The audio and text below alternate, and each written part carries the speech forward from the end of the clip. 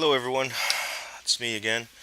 Today, we're going to talk about our Work 3 discussion, number 2, which would be the ADA then and now. Let's start with talking about the American with Disability Act of 1990. It was signed into law over 26 years ago, on July 26, 1990. The ADA was, for all its intents and purposes, a part of civil rights legislation, with the main goal being to provide equal opportunities for individuals with disabilities and to combat discrimination. With all that being said, the topic of ADA could be discussed forever. But, however, in our group, there's a few key points of the ADA, and we're going to address them in general. Kim talked about and discussed the different titles that ADA provided. She talked about how there were four titles or areas of coverage, and with the main focus basically addressing accessibility issues for persons with disabilities. She talked about Title One, focused on employment and mandates that employers with more than 15 employees provided equal access to individuals and with their disabilities.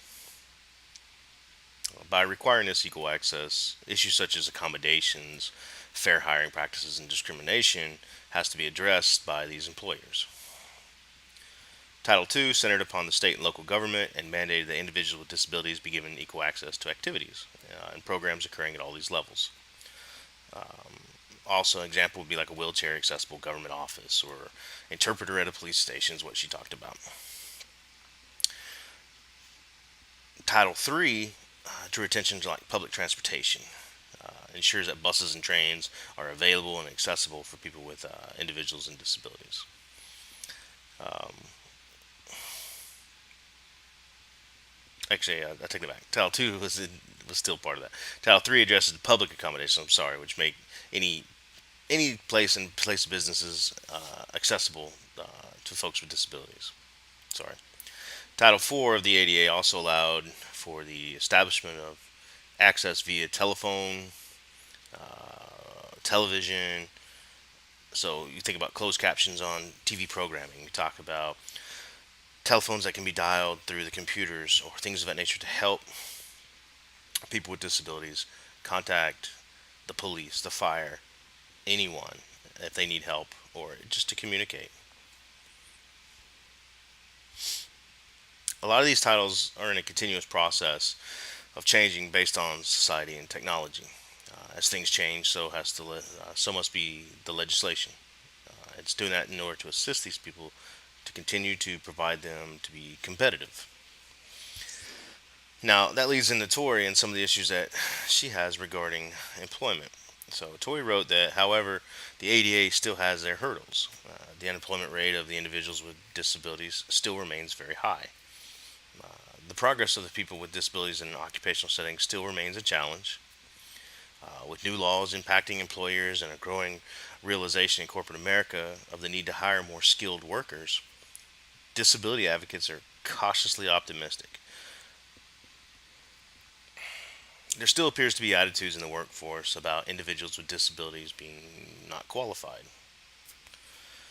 When you ask employers what their greatest challenge is in hiring people with disabilities, they say there's a lack of qualified candidates. I honestly don't think the employers are trying hard enough. Instead of working to be compliant and find good disabled candidates, it's easier just for them to say that they tried and that there just isn't any out there. A good example of this, and I know it sounds crazy, but companies always put the blurb on their job postings that says that people with disabilities are welcome to apply and anybody's available. I know for a fact that every company has to accept the applications for the job posting, regardless of disabilities or not. But that doesn't mean that they're going to have to hire that said person. That's how it happens, and that's how it always will be.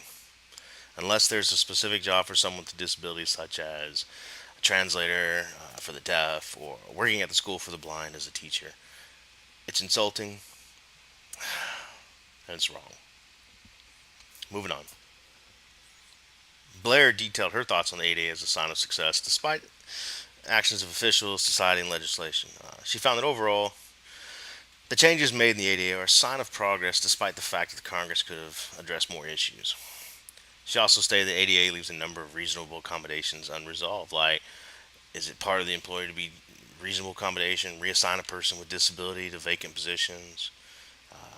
If the original ADA legislation in the following years felt like one step forward and two steps back, I think that the 2008 legislation has allowed people with disabilities as a society to take a few more steps forward towards tearing down the walls of discrimination for people with disabilities.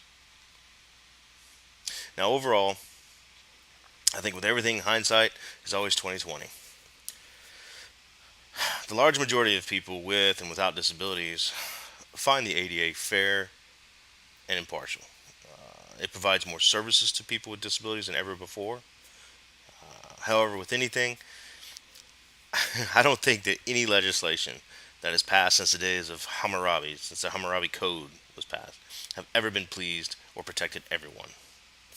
I agree that the 1990 ADA was a huge step in recognizing people with disabilities and granting them the same rights as others, as well as putting the public on notice that, hey, big changes are here and they're coming.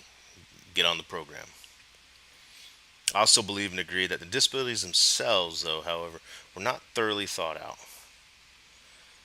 It's still vague about what does constitute a disability, even after 2008.